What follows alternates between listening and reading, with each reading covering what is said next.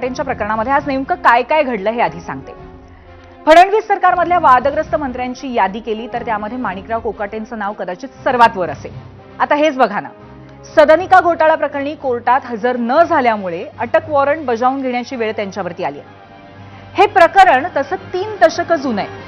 1995 साली राज्यामध्ये युतीचं सरकार होतं, तेव्हा नाशिकमध्ये कॅनडा कॉर्नर या प्राईम लोकेशनवरती एका इमारतीचं बांधकाम सुरू होतं। त्याच इमारतीमध्ये मुख्यमंत्री गृहनिर्माण योजनेअंतर्गत 10% फ्लॅट हे सरकारसाठी राखीव होते। हे फ्लॅट गरजू किंवा विशिष्ट प्रवर्गातल्या लोकांना कमी दरात दिले जातात अशी सोय होती। बस याच योजनेतून कोकाटे बंधूंनी 1-2 नाही तर 4 फ्लॅट लाटले। त्यासाठी माणिकराव कोकाटे आणि त्यांचे भाऊ विजय कोकाटेंना खोटी कागदपत्र सादर त्यांनी केलेली होती आणि हीच बाब तेव्हाचे नाशिकचे बडे नेते आणि तत्कालीन मंत्री तुकाराम दिघोळेंनी उघड केली। त्यावर कायदेशीर लढा सुरू केला। 2019 साली त्यांचं निधन झालं, पण त्यांचा हा लढा त्यांच्या कन्येनं कायम ठेवला। त्याचा शेवटपर्यंत पाठपुरावाही केला आणि आज अखेर न्यायालयानं कोकाटे बंधूंना दोषी ठरवत 2 वर्षांच्या तुरुंगवासाची शिक्षा ठोठावली आहे। आता कोकाटेंनी हायकोर्टामध्ये धाव घेतली असली तरी अटकेची टांगती तलवार माणिकरावांच्या डोक्यावरती आहेच। याला जोडून पुढे मंत्रीपद आणि आमदारकी धोक्यात आली आहे, हेही ओघाने आलंच। माननीय न्यायालयाने अतिशय स्पष्ट आदेश पारित केलेले आहेत। त्यानुसार माणिकराव कोकाटे मंत्री यांच्या विरुद्ध अटकेचे आदेश पारित झालेले आहेत। त्यांनी त्वरित पोलिसांसमोर शरण जावे किंवा पोलिसांनी त्यांना अटक करावी असे न्यायालयीन आदेश पारित झालेले आहेत। कलम 418 CRPC अन्वये मेहरबान कोर्टाने उचित कारवाई पूर्ण केलेली आहे। बरं, वादात अडकण्याची ही कोकाटेंची पहिलीच वेळ अर्थातच नाहीये। कृषी मंत्री असताना शेतकऱ्यांबाबत केलेल्या विधानांमुळे आधी ते अडचणीत आले होते। मग विधिमंडळाच्या पावसाळी अधिवेशनामध्ये चक्क सभागृहात मोबाईलवरती रमी खेळतानाचा त्यांचा व्हिडिओ व्हायरल झाला होता। त्यात त्यांचं खातं बदललं तरी वाद काही त्यांची पाठ सोडत नाहीये। आताचं ताजं प्रकरण आहे ते बनावट कागदपत्रांच्या आधारे सदनिका लाटल्याबद्दलचं, ज्यावर नाशिकच्या सत्र न्यायालयाने आज निकाल दिलाय। त्यांची 2 वर्षांची शिक्षा न्यायालयाने कायम ठेवलीच, शिवाय माणिकराव आणि त्यांचे भाऊ विजय कोकाटे यांच्यावरती अटक वॉरंट सुद्धा बजावण्यात आलंय। त्यामुळे आता त्यांची आमदारकी धोक्यात असली तरी विधिमंडळाला कोर्टाच्या लेखी आदेशाची प्रतीक्षा आहे। शिवाय त्यांना मंत्रिपदाचाही राजीनामा द्यावा लागेल हे नक्की आहे। त्यामुळे आता अजितदादा त्यांच्या जागी कुणाची वर्णी लावतात याकडेही लक्ष असेल।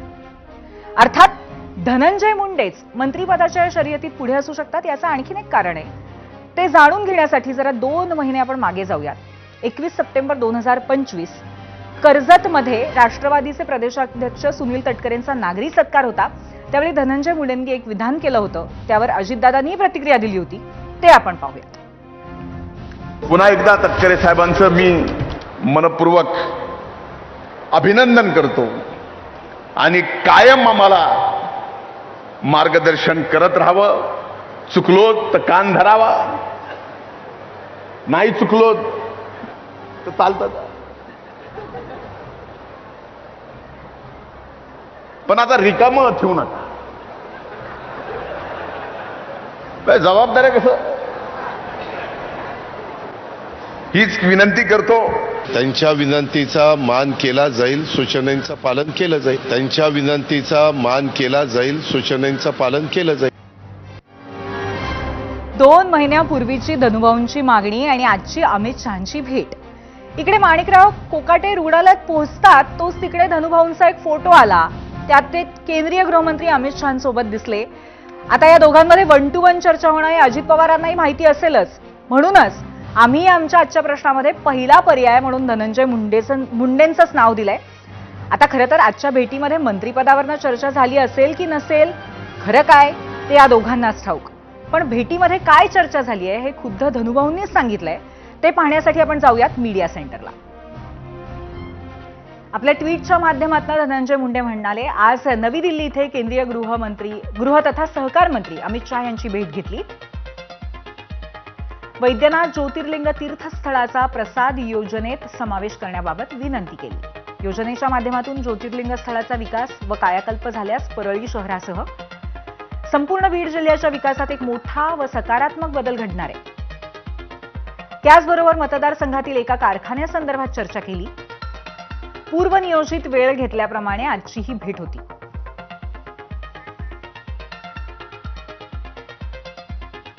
आता धनुभाऊंना मंत्रीपद मिळेल की नाही हे तेव्हा स्पष्ट होईल जेव्हा माणिकराव राजीनामा देतील. त्यामुळे आत्ता सर्वात महत्त्वाचा मुद्दा आहे तो माणिकरावांच्या आमदारकीचा. कारण 2 वर्ष किंवा त्यापेक्षा जास्त शिक्षा झाली तर 6 वर्ष निवडणूक लढता येत नाही आणि आमदार खासदार असाल तर ते पद तातडीने सोडावं लागतं. शिक्षा झालेली व्यक्ती तात्काळ डिस्क्वालिफाय होते. त्यामुळे आता हा चेंडू जाऊन पडलेला आहे तो विधिमंडळ सचिवालयाच्या कोर्टामध्ये. सध्या तरी कोर्टाचा लेखी आदेश मिळाला नसल्याचं याबाबतीत सांगितलं जात आहे, पण आज ना उद्या तो मिळणारच आहे. तेव्हा कोकाटे हायकोर्टात गेले असले तरी तिथून शिक्षेला स्थगिती मिळाली नाही तर कोकाटेंना पायउतार व्हावंच लागेल. प्रश्न आहे तो विधिमंडळ सचिव किती तातडीने निर्णय घेतात याचा. याचा लिगली जर अर्थ बघितला तर section 8 representation of people act प्रमाणे ते इमिजिएट डिस्क्वालिफाय होतात. 3 महिन्याची मुभा कुशन देण्यात आलं होतं अपील करण्यासाठी वगैरे. या तरतुदी सर्वोच्च न्यायालयाने नल अँड व्हाईट घटनाबाह्य ठरवल्या आणि त्या तरतुदी काढून टाकल्या. त्यामुळे आमदार खासदार हे जर 2 वर्षापेक्षा यांना जर जास्त शिक्षा झाली तर त्यांना तातडीने त्यांचं डिस्क्वालिफिकेशन अंमलात येतं आणि सेक्शन 8 रिप्रेझेंटेशन ऑफ पीपल ऍक्टच्या तरतुदीप्रमाणे ते डिस्क्वालिफाय ठरतात. पण त्याचं नोटिफिकेशन वगैरे काढायला आता किती वेळ लागेल, कारण राहुल गांधीच्या प्रकरणात आणि किंवा आपले सुनील कदम आपले जे आहे त्यांच्या प्रकरणामध्ये सुद्धा ते इमिजिएट नोटिफिकेशन निघालं होतं. आता अजूनही त्यामध्ये बघूया आपण ते नोटिफिकेशन किती दिवसात निघेल आणि ते डिस्क्वालिफाय होतील. त्यामध्ये अशा तरतुदी आहे की कन्व्हिक्शन आणि सुटल्यानंतर 6 वर्ष म्हणजे 2 वर्षाचं ते कन्व्हिक्शन आणि त्यानंतर 6 इयर्स डिस्क्वालिफिकेशन अशा तरतुदी आहेत. पण त्यामध्ये आपल्याला जजमेंट कसं येतं कोर्टाचं, कुठलं सेक्शन कोर्ट करून येतं हे सगळं बघायला लागेल. आणि पण सध्याच्या तरतुदी आहे मात्र 6 वर्ष डिस्क्वालिफिकेशन आहे म्हणजे पुढचे 6 वर्ष त्यांना निवडणूक लढवता येणार नाही असं काय प्रकरण दिसते याच्यामध्ये लिगली. आज ज्या क्षणी कोकाटेंच्या अटक वॉरंटची बातमी मुंबईत आली त्या क्षणी धावपळ सुरू झाली. आधीच आज मंगळवार असल्यामुळे मंत्रिमंडळाची बैठक होती. या बैठकीपूर्वी अजितदादांनी कोकाटेंच्या मंत्रिपदाबाबत निर्णय घ्यावा यासाठी मुख्यमंत्री देवेंद्र फडणवीस आग्रही होते असंही समजतंय. मात्र सत्र न्यायालयाच्या निर्णयाच्या विरोधात कोकाटेंनी हायकोर्टात धाव घेतल्यामुळे बहुधा अजितदादा आणि मुख्यमंत्री वेट अँड वॉच मोडमध्ये गेलेले दिसत आहेत. पण या सगळ्या गडबडीत मुख्य प्रश्न होता तो माणिकराव कुठे था. आम्ही अर्थातच सकाळपासून त्यांना संपर्क करण्याचा प्रयत्न करत होतो, पण माणिकराव आणि त्यांचे निकटवर्ती हे नॉट रिचेबल झाले होते. मात्र दुपारी माणिकरावांना अस्वस्थ वाटू लागलं आणि त्यामुळेच सकाळीच लीलावती रुग्णालयामध्ये दाखल झाले असं कळलेलं होतं. तसंच हायकोर्टाला या प्रकरणी उद्या सुनावणी घेण्याची विनंतीही कोकाटेंच्या वकिलांनी केलेली आहे. आता आम्ही बघा याच्यासाठी वेळ मागितला होता की ते आता हॉस्पिटलमध्ये ॲडमिट आहेत लीलावतीमध्ये. तर ऑन ह्युमॅनिटेरियन ग्राउंड एक 4 दिवस सरेंडरसाठी आम्हाला मिळावे असा आमचा अर्ज होता. तर तो अर्ज कोर्टाने नामंजूर केला. तर हायकोर्टात ऑलरेडी आता आमचं झालेलं आहे, ई फायलिंग झालं आहे आणि केस आम्ही बोर्डवर घेतो आहोत उद्या. तर हायकोर्टाचा ऑप्शन आमच्याकडे अजून पण अवेलेबल आहे. त्याच्यामुळे हे जरी कन्व्हेक्शन असलं तरी ॲज पर लॉ अपील करायची संधी आमच्याकडे आहे आणि ती आम्ही अवेल करतो आहोत. पुढच्या काळामध्ये मला पूर्णपणे विश्वास आहे की कोकाटे साहेब याच्यातून निर्दोषपणे बाहेर पडतील, कारण त्यांनी अशा कुठल्याही पद्धतीचं कृत्य केलेलं नाही ज्यातून त्यांना शिक्षा होईल. कदाचित आमच्याकडनं बाजू मांडत असताना कमी पडलोय. आता हायकोर्टामध्ये नेमकं काय होणार आहे हे पुढच्या 2 दिवसामध्ये आपल्याला कळेलच. मात्र माणिकरावांच्या रूपाने पुन्हा एकदा महायुती सरकारची थोड्याफार प्रमाणात का होईना नाचक्की होताना दिसतेय. खरं तर अवघ्या वर्षभरामध्ये फडणवीस सरकारला अनेक अडचणींचा सामना करावा लागलाय. यात सामाजिक, राजकीय, नैसर्गिक अशी सगळीच संकट आहेत. कोणती ते पाहण्यासाठी जाऊयात आमच्या मीडिया सेंटरला. एका वर्षातला अडचणींचा पाढा आपण बघतोय. सरपंच संतोष देशमुख हत्या प्रकरण हे पहिलं प्रकरण होतं. निकटवर्तीयांचं नाव आल्यामुळे धनंजय मुंडेंचा राजीनामा त्यावेळेला घ्यायला लागला होता. बीड जिल्ह्यातील राजकीय गुन्हेगारीची अनेक प्रकरणं सुद्धा समोर झाली. अगदी सरकार प्रस्थापित झाल्या हा प्रकार सगळा झाला होता. संजय शिरसाट, योगेश कदम या मंत्र्यांवरती नंतर भ्रष्टाचाराचे आरोप झाले होते. पार्थ पवार यांचं जमीन घोटाळ्यात नाव येणं हे खरं तर ताजं प्रकरण आहे. गणपतीमध्ये मराठा आरक्षणासाठी मनोज जरांगेंचं मुंबईतलं आंदोलन अर्थातच तुमच्या स्मरणात असेल. ओबीसी समाजाची नाराजी ओढवू नये यासाठी तारेवरची कसरत त्यानिमित्तानं सरकारला दुसऱ्या बाजूने करावी लागली आहे, अजूनही करावी लागते किंबहुना. मराठवाड्यातील महापुरामुळे नंतर शेतकऱ्यांचे प्रश्न अधिक गंभीर झालेले सुद्धा सरकारने पाहिले. कृषी कर्जमाफीचं आश्वासन पूर्ण करण्यात अजूनही सरकारला यश आलेलं नाहीये, हा सुद्धा एक अडचणीचा भाग आहे. लाडकी बहीणसारख्या योजनांमुळे तिजोरीवरती सातत्याने कमालीचा ताण आहे. महत्वाकांक्षी पायाभूत सुविधा प्रकल्पांमुळे तिजोरीवरती आणखीन बोजा सातत्याने वाढतोय.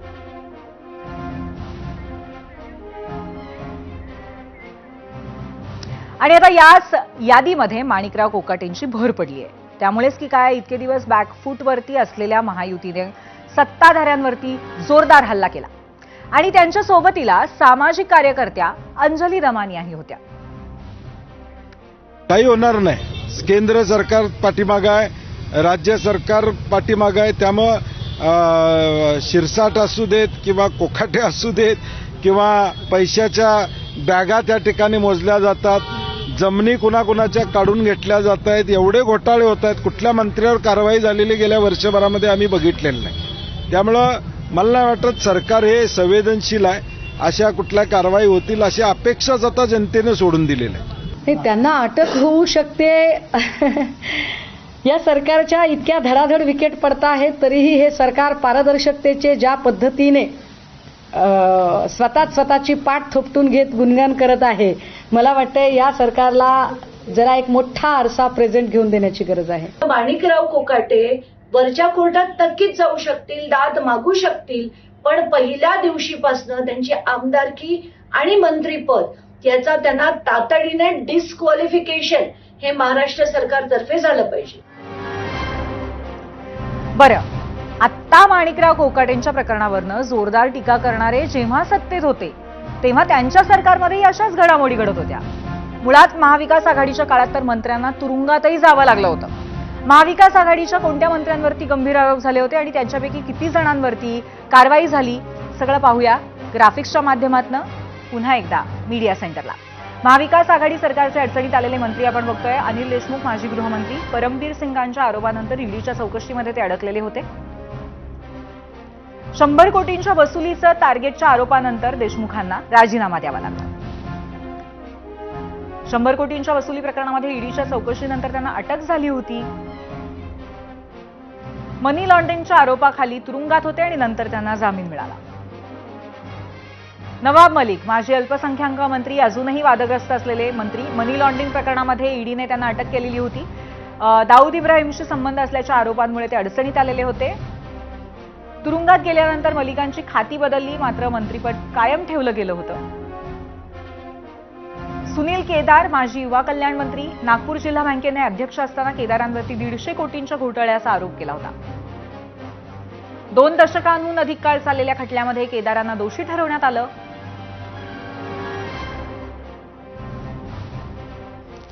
5 वर्षांची शिक्षा सुनावल्यानंतर केदार यांची आमदारकी रद्द करण्यात आली. अनिल परब माजी परिवहन मंत्री, साई रिसॉर्टच्या बांधकामामध्ये अनियमितता आणि मनी लॉन्ड्रिंगचा आरोप त्यांच्यावरती होता. परिवहन विभागातील घोटाळे आणि वसुली पदोन्नतीमध्ये गैरव्यवहाराचे आरोपही होते. निकटवर्तीयांवर ईडीने छापे टाकले होते, त्यामुळे कायद्याच्या कचाट्यात अनिल परबही सापडले होते.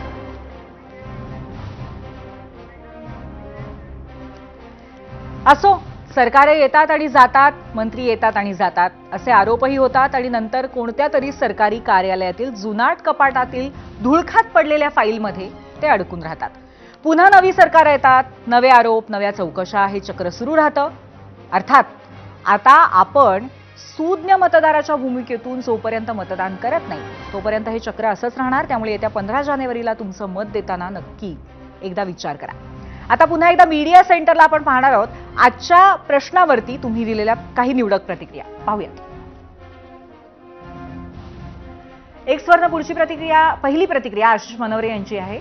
कुणाचीही का लागेना, पण एवढं मात्र निश्चित आहे की एक घोटाळेबाज गेला तर त्याच्या ठिकाणी दुसरा घोटाळेबाज येईल, असं त्यांचं म्हणणं आहे. पुढची प्रतिक्रिया आपण म्हणतोय, कोणालाही करा पण धनंजय मुंडेंना करू नका, असं सोपान यांचं म्हणणं आहे युट्यूबवरनं.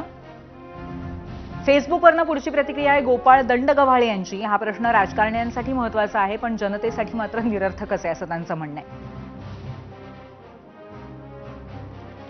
फेसबुकवरनं रामकृष्ण शेंडगे म्हणतायत, पक्षात दुसरा पात्र आमदारच नाही का? नुसते हात वर करण्यासाठी आमदार निवडून आणलेत का?